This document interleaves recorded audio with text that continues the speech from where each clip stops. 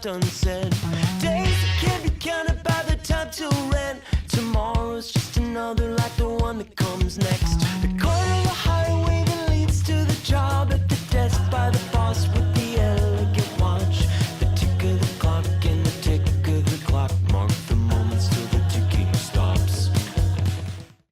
Really excited for this podcast. We're talking to Amy Kurtz, who is a patient advocate, health coach, and author of the trailblazing book, Kicking Sick, your go-to guide for thriving with chronic health conditions. Amy has been featured on Good Morning America, Oprah Daily, the Boston Globe, Fox, and New York Magazine, and she has a new book. It's called But You Look Fine, Trapped in the Hell Between Sick and Well and How to Break Free. Enjoy the pod. Amy Kurtz, welcome to the podcast. Thank you so much for having me. I'm happy to be here. So there are two sort of what I would say are major issues that Dr. Leo Galland, if I'm pronouncing it correctly. Galland, thank you. Dr. Everybody Leo Galland. says that. We always want to make it fancier than it is. Steve, I'll give you that. This is a point where that was Stephen Colbert, when he got to Northwestern, where he was my wife's roommate at Northwestern, he was Stephen Colbert. He changed it to Colbert. Really? Yeah. That's amazing. Yeah, no, the whole family's Colbert. So Dr. Leo Galland. All right, I'll do this. Well, there are two major issues he brings up, and this is in the foreword of the book. And so when it comes to chronic illness in the American healthcare industry, he writes, quote, "For most people with chronic illness, there's not one cause or solution, a fact that challenges the fundamental paradigm of modern Western medicine, which is that people get sick because they contract a disease." And I think we say a disease, just one, right? And then he goes on and he adds, "Our medical system does nothing to enhance agency. In fact, it is structured to undermine it, especially for people with invisible illness," end quote. So this is the worst 1-2 punch you could possibly have. The systemic issue in terms of not acknowledging that, hey, maybe two things can be true. I don't know what world anyone lives in that isn't the case, because it's usually 3, 4, 5, 6, 7, or 8. And then, we're also going to give you zero agency. You have to passively listen to us and are more likely than not wrong full diagnosis. It's a problem.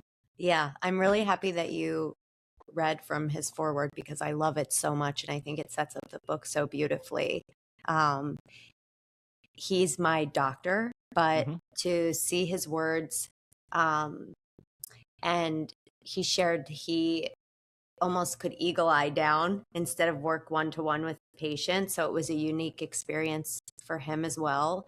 To have him validate what I tried to say in so many ways throughout the book was really, really amazing and a really profound experience for me. And I know that it will be for anyone who's struggled with invisible, complex, chronic illness or acute illness in this country. I feel he really sets the stage beautifully by acknowledging that we aren't crazy and that that we need agency to heal. So there's research involved with this particular book, and your own story, which is the sort of through line, basically starts with back pain that you got at the age of 14, right? Mm-hmm. All right. And then that it feels like that didn't stop, or that other issues sort of came in. No, it never stopped. It was basically, I was totally carefree, a normal kid. I was very vivacious, full of life. I had no worries. And then all of a sudden, when I was 14, I started to develop really debilitating back pain. I had muscular pain. I had nerve sensitivity in my back. I grew up in the suburbs of Philly, and it wasn't for lack of being able to. I went to a lot of doctors, but nobody ever mentioned Lyme disease, and nobody ever could figure out what was wrong. And so the answer was just to put me on anti-inflammatories to ease the pain. But it's insane now looking back, knowing that Lyme is Philadelphia, outside of Philly, is in the Lyme belt. I was outside barefoot running around all the time, and nobody ever mentioned Lyme. And then that became the first time that I really had to pivot, where I felt okay, now I have to adapt to this pain. And being a 14-year-old girl is hard enough. It's so treacherous in so many ways. And then being a kid in pain and trying to fit in is a whole other thing that you have to navigate aside from the pain itself. So that was the first time that I felt like I really was aware that other people were uncomfortable with me being in pain. And then I managed the best that I could with what I had and what I knew. And when I was 25, after I graduated from college, I went abroad and I had a health crisis that was so insane. And it's as dramatic as it sounds, but I was climbing up to the top of the Masada in Israel and I couldn't catch my breath. I was behind all of the elderly people in line. My hair was shedding. I had quickly gained 30 pounds in 30 days. I couldn't keep food down. It was a system down. It was like my body was screaming from the rooftop, like, please, we cannot take this load on anymore. And when I got home, that's the time in your life where you're really starting to figure out who you are in the world and be an independent person and go for your dreams. And I had dreams of being an actress. I went to school for it. I never had any thought that I would be anything other than that from age 5 on. And then I became a patient. And my whole life centered around this emergency that I was experiencing. So I had to move back home with my parents. And it sent me on this quest to figure out what the root cause of my suffering was. And I went back to my roots. I went to a lot of Western-minded doctors. Modern medicine is life-saving. I love it. But for somebody who has a lot of gray going on, we don't quite fit in a black and white system. And so nobody could give me clear answers. I was hopping between specialists for each different symptom. And then I took matters into my own hands and went to Eastern medicine. I landed somewhere in the middle with functional or integrative medicine. But I realized quickly that if I didn't take my health into my own hands, I was never really going to get better. And that was very sobering. And it sent me on a quest that really changed my life, which helped me to take charge of my health and learn all of the things that I could do holistically that could possibly help me feel better. And these were all things I didn't really grow up around. I got to really good doctors. I was diagnosed with hypothyroidism. That is true. I was diagnosed with celiac. That is true. But my baseline had been off for so long that I really felt like I was better. I was better enough that I had an idea to write a book, which was my first book, Kicking Sick, which was a love letter from my heart to the 1 in 2 people at that time that were struggling with chronic disease, because I couldn't find anything that was out there for young people that wasn't so depressing. I mean, literally all I could find to help myself was how to be sick and tired. And I was never going to subscribe to that. So I decided to take everybody I learned from and put it all in one place to help people help themselves live better. But it was during that time that I realized, literally during the press of the podcast, that something is wrong here and I don't have it all together. And the book took off in a way that was beyond my dreams. And I know now that I channeled my love for acting and performing and a need to express deep feelings into writing. And I see that now as a way that I saved my spirit. Yeah. But I knew during the press, I would come home and just feel so exhausted I could barely function. And I was a glowing picture of health and happiness on the cover of my book. So it was terrible and sad for me to realize that after all this time, what's now been 2 decades, I still don't have an answer. So it led me to my 36th doctor, which takes a lot. I mean, it's not just the financial need and ability to be able to pay to see somebody in this system, but it's also the emotional toll it takes. I had a Harry Potter anthology level medical record stack that I was going into on a hope and a prayer hoping that this person might be able to give me some way to help myself. And I went in because he had a good reputation and he did all of his tests that I'd had done and more. And then he said, I'm super clear what's going on here. And that's the first time anyone ever said that to me. And he said, you have late stage neurological Lyme disease and co-infections. And it was like everything inside of my body knew it was true, everything. And with that moment, it almost felt like a crucible because I felt so proud that I hadn't given up on myself for so long, many times I could have, that I believed myself when I'd been through a lot of invalidating and gaslighting experiences. But also a lot of grief came forward that I wasn't quite expecting for how long I had been fighting for myself, where I was living, but I was mostly running in survival. And so that was the moment that really changed my life. It was the first light at the end of the tunnel because I'm the type of person that if you give me something I can do about it, I'm going to do it. I think what I know from my own experience is it's not until you're in it, like fully in it, that you start to recognize, oh, no one talks about X, Y, and Z. No one talks about how much the parking is every day. And you're like, that's not covered by insurance, right? And no one talks about, okay, like in the case when our daughter was sick, it's like, okay, so what's the relationship between the parents and and the caregiver and the caregivers in the hospital, or the other parents on all these different things. And for Anne and I, we were so supremely prepared because we'd done this caregiving work with Second City and the Cleveland Clinic, and we knew, like, the minute that Nora got diagnosed, it became public too. We had so many friends who knew the head of the hospital. So suddenly, the head of the hospital comes down to your room, which is always good. The mayor visits, we had privilege beyond what you could, possibly have. But at the same time, that didn't make her better. It didn't cure her. And we were still going through all this stuff. And then after she passed, and then there's also, no one hands you sort of like, oh, by the way, now you're dealing with this grief or this trauma or whatever you want to call it.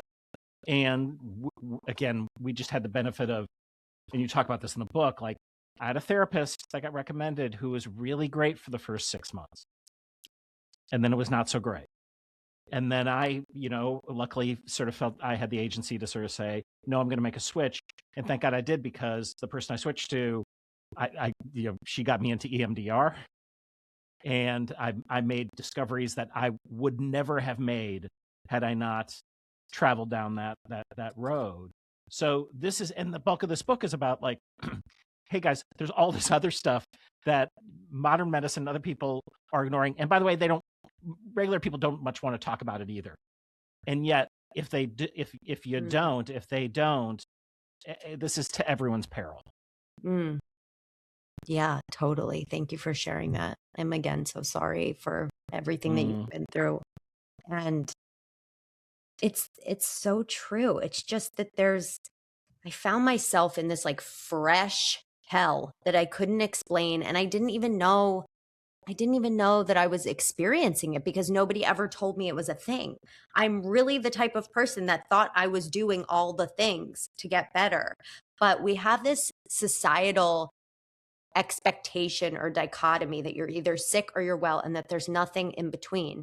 And it's literally insane to say to somebody who's been acutely ill or experienced acute, detrimental, life-changing loss that there's no in between and that there's no processing of the things that happen to us. Or if you're a patient, that you shouldn't have feelings about what's happening to you.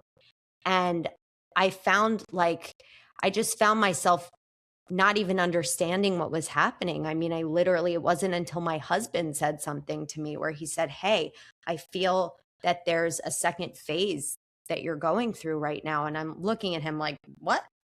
What are you even talking about? And he said, you've been through something really traumatic. He's the first person that's ever said that to me. out of 36 doctors. Hmm. And it sent me on this quest of like thinking, yeah, I'm really anxious. I'm really hypervigilant. I'm really obsessive. I get scared really easily that everything's going to come back. And I didn't used to feel this way, but did I? Like I couldn't Right. even see clearly. And I would go to doctors and say, do you see this with patients who are better? Because I was so much better. I literally felt like I had a brand new body. So I was physically better, but I mentally and emotionally was not well. And it wasn't until I physically got out of the physical survival mode that I felt bad in a whole new way. So I started going from doctor to doctor, asking them, do you see this where a patient is cured or better, but they're not acting as if they're better because they're so afraid that everything's going to come back? And when I said it, people would be like, oh, now that you mention it, yeah, I do see that. Or I just thought it would take time because going through it is a lot. And I'm like, well, what's the name? What are we calling this? And nobody could say. No one could say. And then I started interviewing thousands of patients, and every single one of them, when I told them how I felt and how it felt to me, which is something I call it medical trauma brain. I named it myself because there was no name. But patients would say, that's exactly how I feel, but I've never said it because there's not language and there's not any clear, concise way to move through it. But the truth is, like, you're told to just get back up on the horse after tough things happen. There's no more horse. The horse is gone. Everything as you know it has changed, no matter what the difficult experience or the loss. Everything about you has changed. It's impossible to expect people to just move on as if nothing's happened. I had this thing. So this was maybe a year after Nora died. I forget the exact timing, but I was with my new therapist. But I went to get on the highway on Lakeshore Drive here in Chicago, and I had what I then learned was a panic attack. I had never had a panic attack in my life, but I could no longer drive on highways. It's terrible. And I was like, what is going on? And, you know, and eventually it was the sort of EMDR and sort of the digging into my body was telling me, like, you're back at work. You're doing all your stuff. It's not okay. You're not healed. You got to kind of figure this thing out. And, you know, and we went through the process, but it was, you know, and for people, everyone I've talked to who's gone through EMDR has found it life-changing. I have. Same. It's helped me so much. I mean, in such profound ways that I never saw coming. Same. It actually uncovered things that I had totally forgotten. Bingo. You know, and that was the thing. And also it was in that, I remember this one session where, because I'm a very affable human being, and I was so angry, and the anger came out. And my therapist was so happy about that, but like the only person in the world who's happy about someone getting angry. But and you talk about this in the book, you know, it can disguise itself as anxiety. It can disguise itself as other things. But I was pissed, and that needed to find a place. And I don't know that it would have come out any other way. You're bringing up things that nobody else has said to me, and I'm so happy you are. I really thought that I was so anxious, but a lot of it I discovered in EMDR was this rage that I hadn't expressed. Yeah. I was shocked. Mm-hmm. Like, you think you know what's going on, and then EMDR opens the hood of the car. Yeah, yes, it's like, it's not like You're like, oh, yeah. Okay. I know, and here's a great lesson for that. That is not an anomaly with regard to the human condition. It is a revelation of the human condition. We think we've got it all worked out. We think we understand exactly what's happening at any given time, and it's like, oh, baby, like if you only knew the amount of things your brain is filling in to make it seem like this thing makes sense when it doesn't make any sense whatsoever. You're so right. You're so right. I mean, the only thing I know is I literally know nothing. Right. And we lose, like, I think we understand this as young people because they just laugh at the way that we're, trying to make sense of the world. Because I remember getting my first job at a grocery store and being like, this is barely controlled chaos, and it was. And then I ended up working at Second City, which is truly barely contained chaos, and continues to be. And and we always have, like, how to, like, reading the news today, not fun. I'm sure it's not fun for you. It's like every day. Yes, it is literally banging our head against the wall every day. And you talk about losing your baseline. And this is the thing that's been interesting, because my podcast audience knows I just got back from open heart surgery not too long ago. I'm still stunned. I mean, I'm stunned. Well, I'm just stunned that you're. I got a very good doctor who, I'm at a loss for words about it. I healed quickly. But here's the thing, though. Yay to good doctors. Yay to good doctors. Oh my God. Here's the deal with Dr. Gwynn, the surgeon at Illinois Masonic. When I would talk to the nurses about him, they were all like, I would go through a fire for Dr. Gwynn. Like, okay, then I know I've got the right doctor. Mm-hmm. Also, he's funny.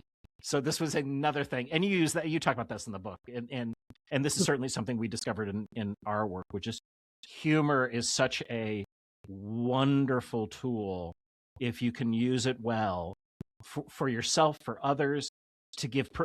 I mean, why do we have humor? It's so often to reveal truths that otherwise we wouldn't say. And what is this situation, this sort of healthcare situation? It's so many truths we don't want to talk about. I love that you said that, because the most important part to me about the whole book was the tone. Mm-hmm. And I was unwilling to compromise on the fact that despite how heavy the subject matter is, it needed to, one, create a lightness of spirit around it, but also, I mean, if you don't laugh, you'll fucking cry in a ball about this stuff. So it mattered to me that we took a look at how ridiculous some of this is and how insane it is, so that we could laugh about it. Because if you don't laugh, I mean, you have to. Yeah. You must. I mean, there's a great Joni Mitchell line about laughing and crying. It's the same release. Yeah. And it's always stuck with me, because I'm like, yeah, I love that. Yeah. One or the other. And you're probably doing both. And that's healthy too. Yeah, I do like both. There's a thing you write in the book. You say, quote, here's the thing about this behavior, whether it's gaslighting, invalidating, diminishing, condescending, or whatever form of demeaning behavior, it doesn't just feel horrible in the moment. It evolves and compounds over time. I, for one, have a history of notoriously delayed reactions to these experiences. This, to me, is also so important in the book, which is the long tail of that particular behavior. It's hard recovering from a surgery. It's hard getting your physical movements back. But we don't always know we're being gaslit when we're being gaslit. But we do. We just push it back. Mm-hmm. And then it comes out. And honestly, that's, I think, where we get a lot of unhealthy behaviors. So when you're, I always think about this with road rage, because if I'm like, I get it like everyone else. So more and more, having been through all the things I've been through, I'm like, something happened to that person. Mm-hmm. So I'm curious for you how you dealt with the sort of long tail of I mean, decades of having people invalidate your experience, which is potentially soul crushing. Mm-hmm. You're asking me such good questions. Of course, when something like that's happening to you, it's impossible to not know. But what made it very complicated, especially because this happened to me when I was young, but also because it's really hard, because Dr. Gabor Mate talks about this in the book, where when you're young, you have to choose attachment versus authenticity. And that's what you need as a child. And oftentimes in a horrible situation, you'll choose attachment because you need that to survive. It's not that different from your relationship in the doctor's office. If you're going for medical attention because you're sick, like you're really sick and you know something's terribly wrong, you do need them to help you. Now, the problem for me is that I went in very clear about what my body was signaling to me. And over time, all of these bad experiences, and I write about a lot of them, and unfortunately, these are not uncommon for people who deal with invisible illnesses, especially women. I lost trust in myself. And I knew it was happening, but that's the thing with trauma is like when something shitty happens and you're in survival mode, your brain literally shelves it away because you don't have capacity to handle it. And when I was physically better, it all came up for the taking because I finally had the capacity to deal with all of the things that had happened. Where I literally was like, wait, I'm 40 and I was 25. Where did my life go? Like I blinked. But I think that people aren't taught that it's okay to not see just any doctor. I mean, there's also this expectation that you see somebody because they're the best. But would you marry the first person you went on a date with? Probably not. And nobody gives patients permission to say, hey, I'm going to find someone who meets my needs because I need someone that listens to me, that validates my experience, who's seen patients like me, who comes up with new ideas and who never gives up. And especially tells me when they don't know what's going on anymore. And that's okay. But I had spent so many years of even being silently told, like, well, you look fine.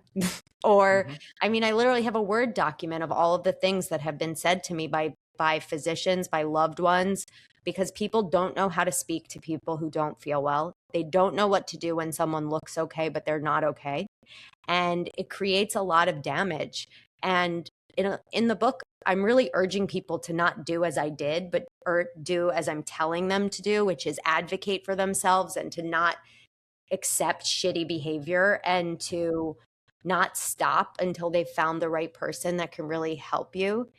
It gets messy because we're told doctor knows best. But when you are in a black and white system and you're gray, it's like you're floating around in the land of the lost. And unless you take the reins, there's usually no way out. Yeah, and you can also you can be on this as much as possible, and still the default position is to do nothing. And I'll give myself as an example. I had a general physician. My doctor had retired, and this was after a bunch of before the heart stuff, but after Nord passed.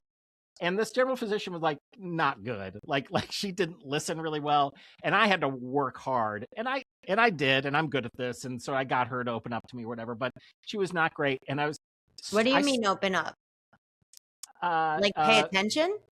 With her or me? You. So what I ended up doing with her, which was I used all my superpowers of human connection to get her to be interested in me as a human being when I came in and not look at the computer screen.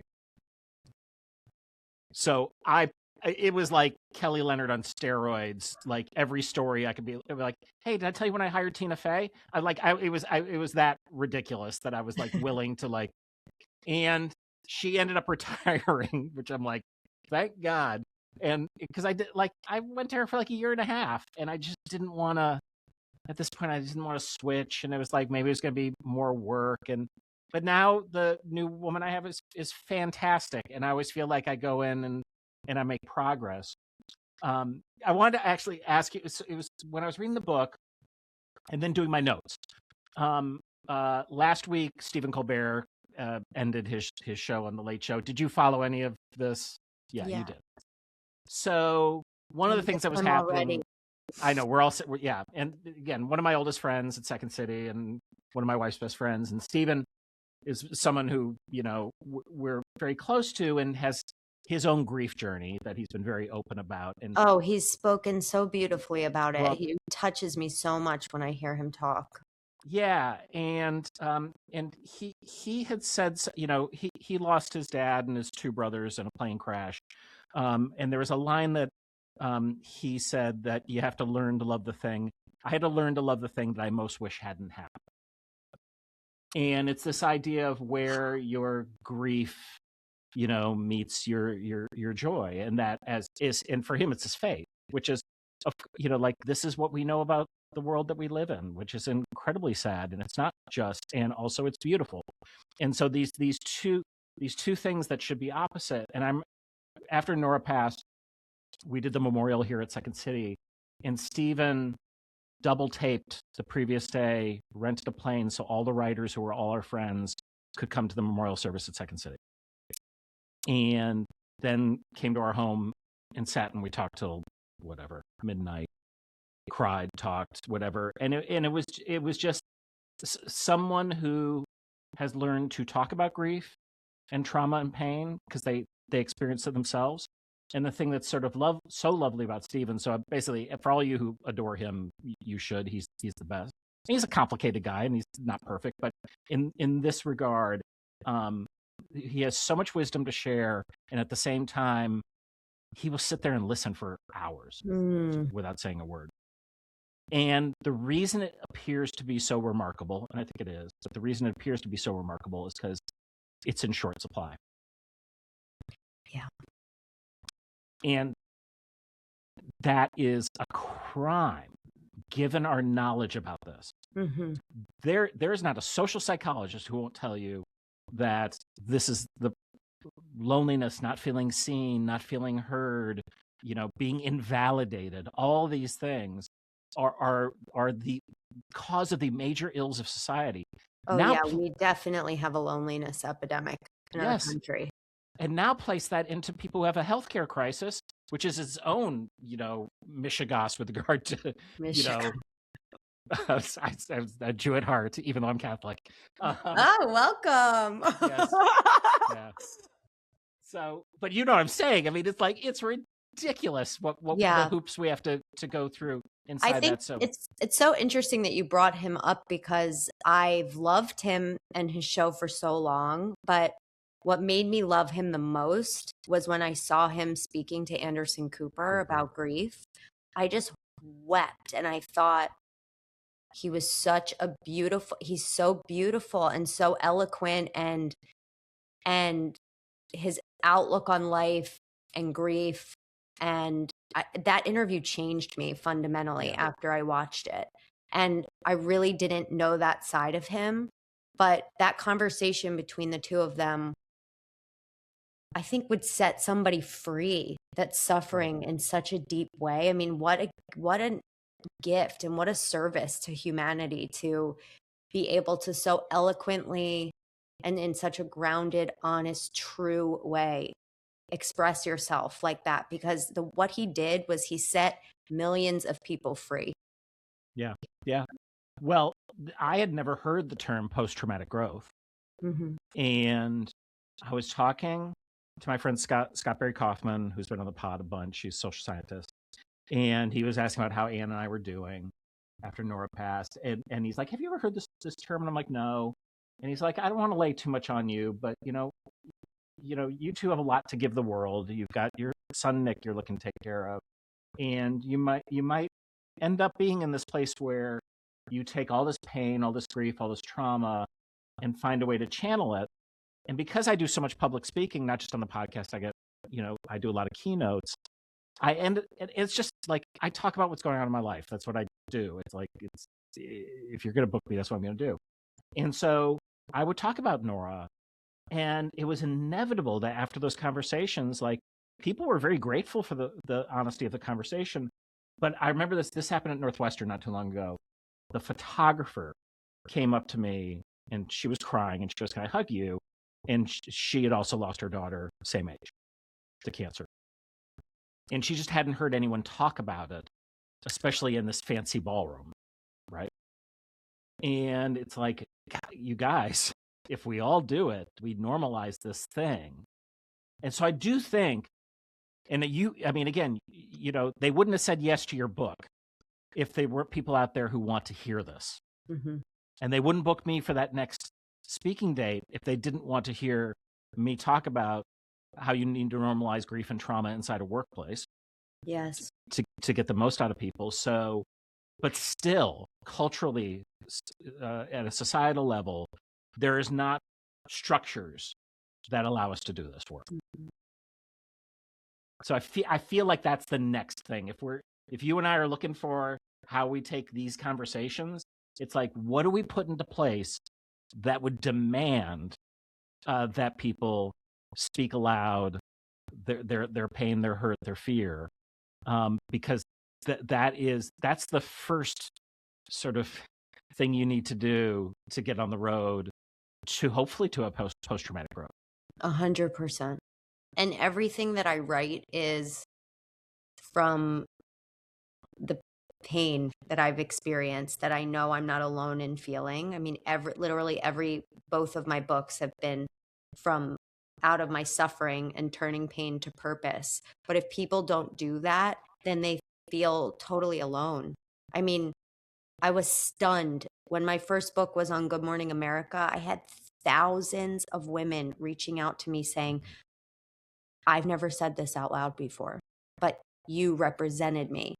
And that just made me realize how big, you see in your own little world what the impact is, but being able to see the wider reaction to something was really a gift. And I never wanted to write a second book unless I had something brand new to say.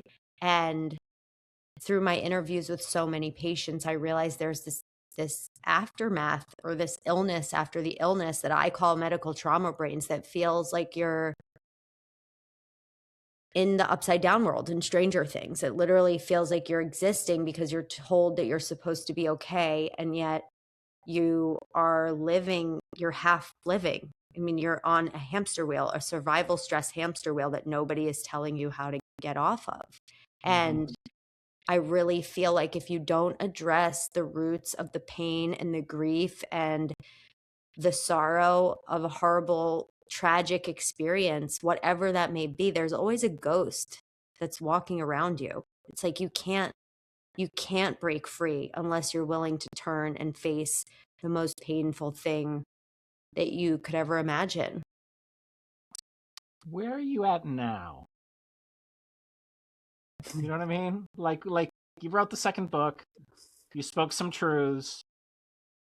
Like I have a very post heart surgery, I have a very specific idea of where I'm at right now. Where are you at right now? I don't give a shit in the best possible way.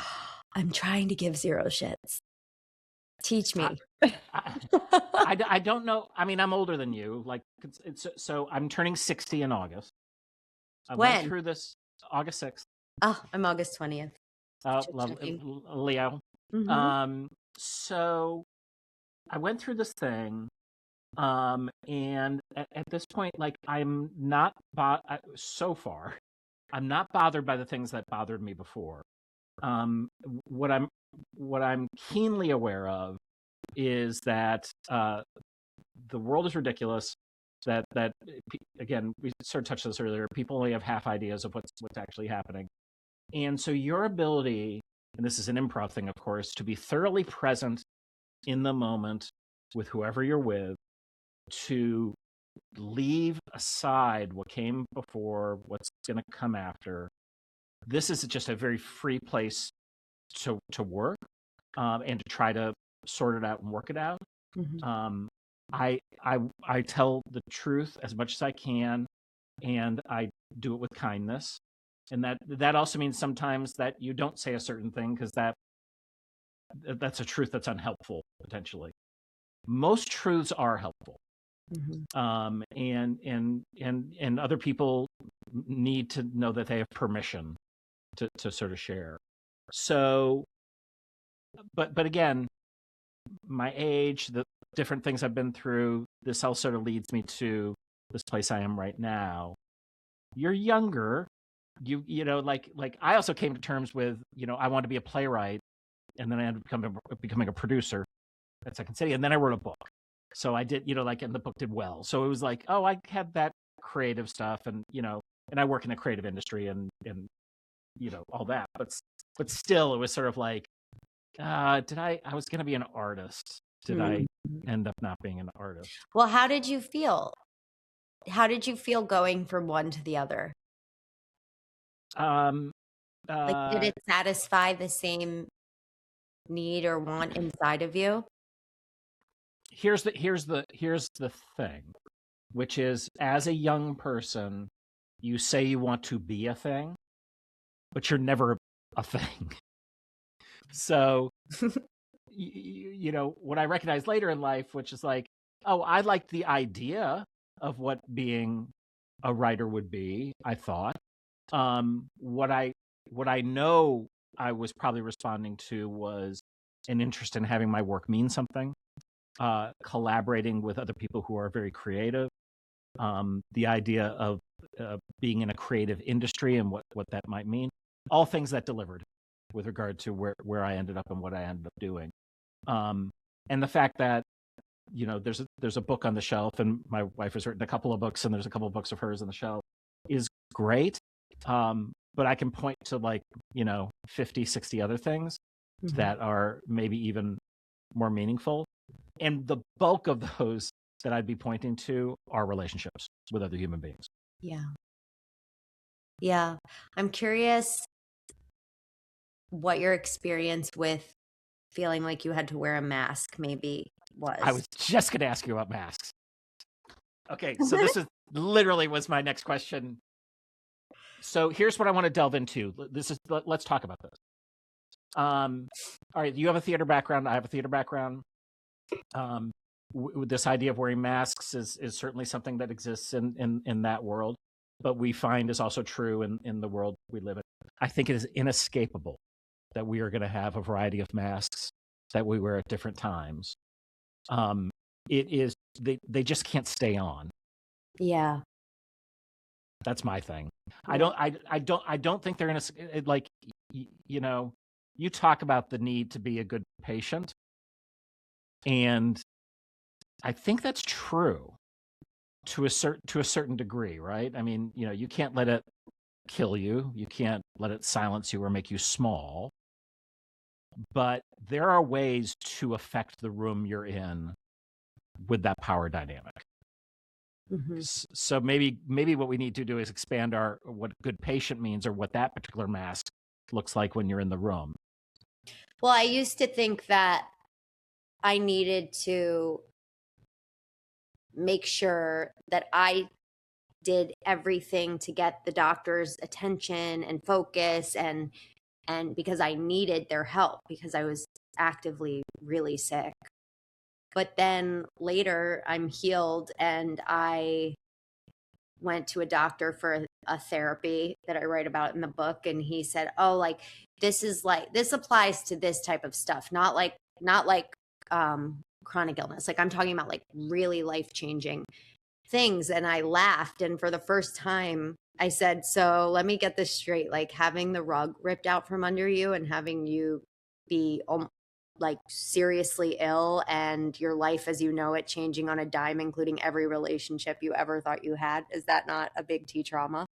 And he was like, well, now that you say it like that, I guess it is. And we had this laugh. That's great. But I wouldn't have given myself permission to do that when I was actively really sick, because I needed the doctor. Yeah.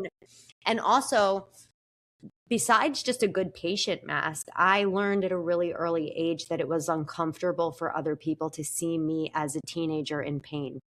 And so I took social cues, and I really did it as a protective mechanism. But where the problem is that I wore it all the time. Yeah.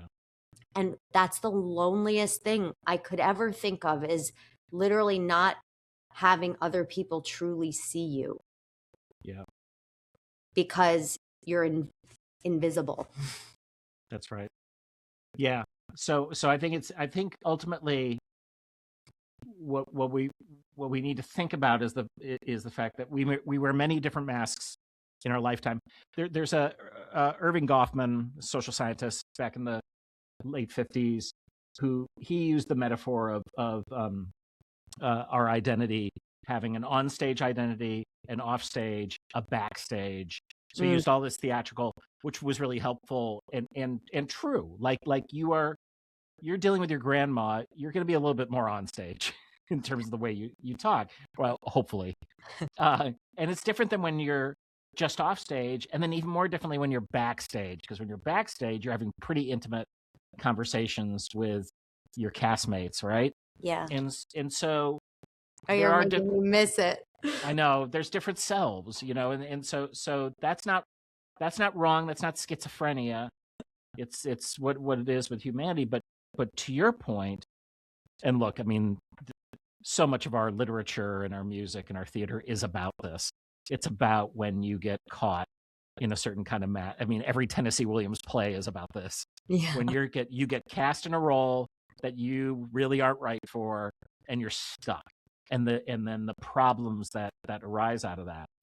And I think what you've nailed within the healthcare industry is, man, oh man, are there these roles in terms of these power dynamics between nurses and doctors and surgeons and admin people, and then dealing with the pharmacy, and you have that story in there. I mean, that's like, you live and die by these.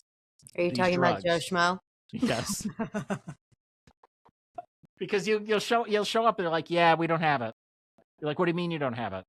They told me I had to take this pill to live tonight. Where do I get it? And that happened to you, right? They just like. Oh yeah, I had a thyroid medication, and I had the same person make it every single month. And then the owner of the pharmacy, who I had never spoken to, who I called Joe Schmo, called me and was like, hi, just wanted to let you know that Corinne is not available to make the medicine anymore, effective immediately. Good luck.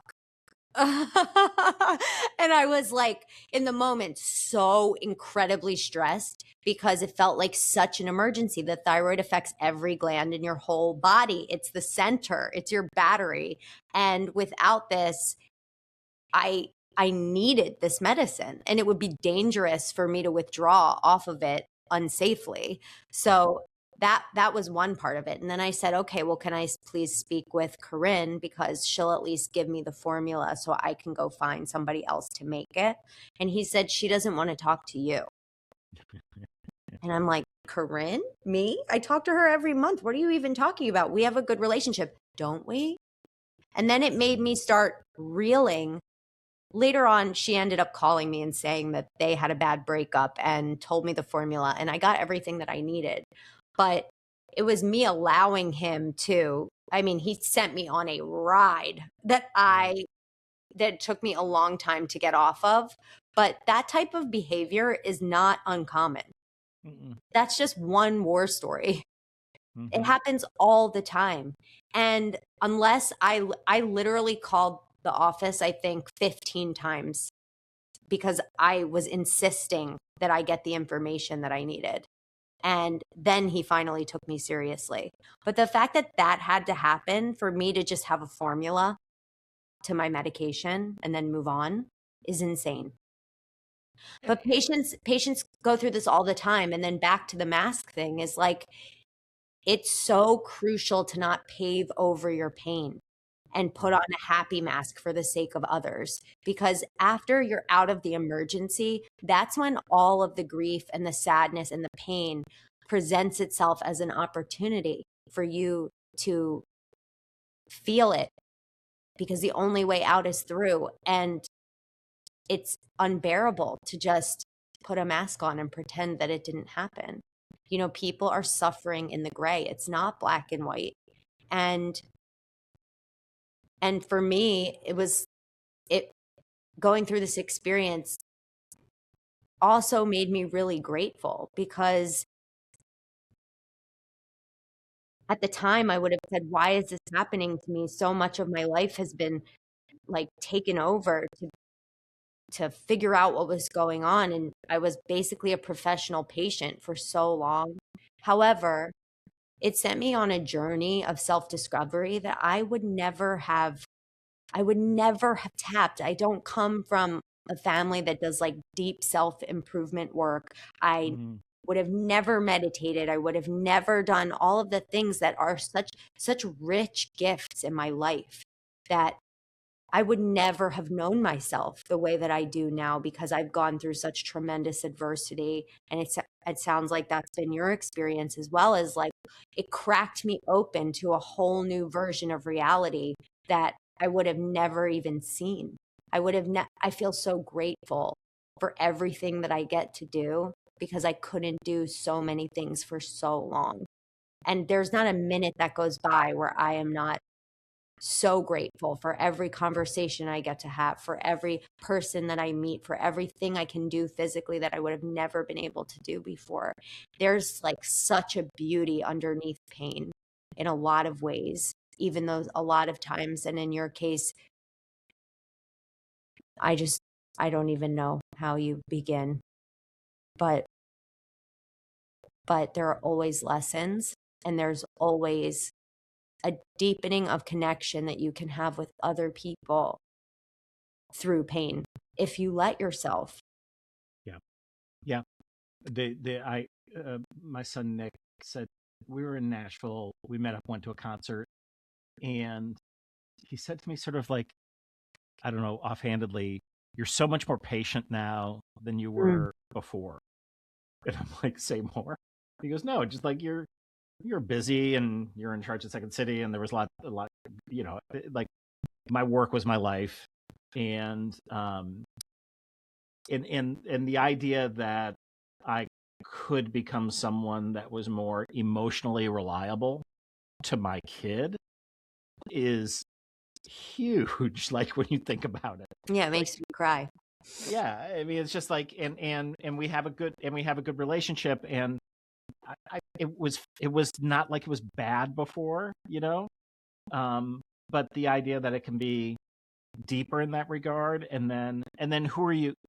And because you're like, as parents are modeling behavior for their kids.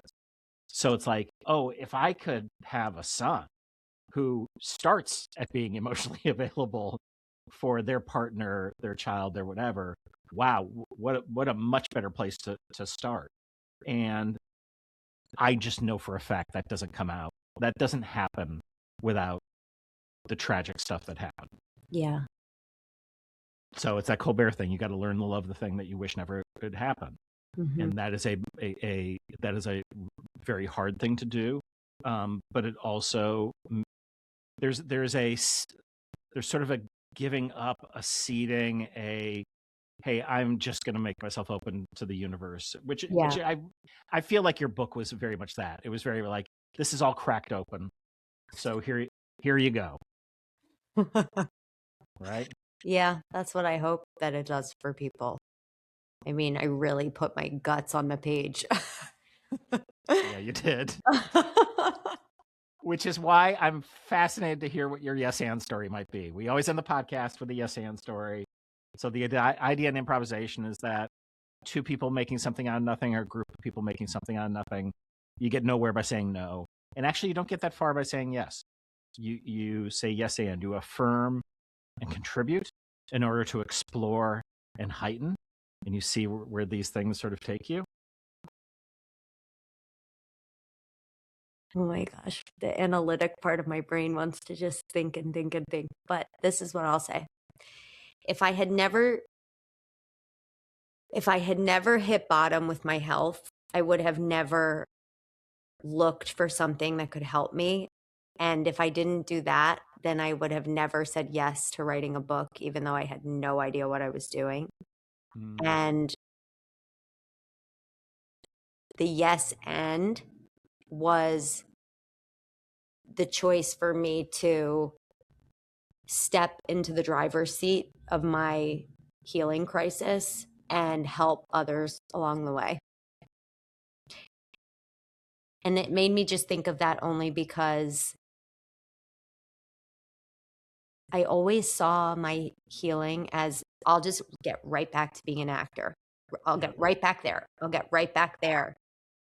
and nothing was where I left it. Like the cruise ship had left. I blinked and I was 40 from 25. And if I hadn't figured out another way to say yes to creative expression, I would not be here talking to you. I mean, writing these books has like saved me in a way that I really can't describe in words. So I guess that's my yes end. I don't even know if that is a yes end, but that's mine. It's Is totally it? it's yes and you will also potentially laugh or cry at this. Literally about an hour ago, I got called by I'll say his name, Joel Zadek, who is a well-known Hollywood manager, who goes, I don't know if you've heard that the industry is not doing so well right now. So what I could say is, if you had been an actor, you probably wouldn't be working. Because I don't know if you noticed this, but all the A-listers, all the movie stars, they do commercials now. Mhm. They do TV shows now. It is just like, it's wild how little work there is out there. And you know, again, you don't know.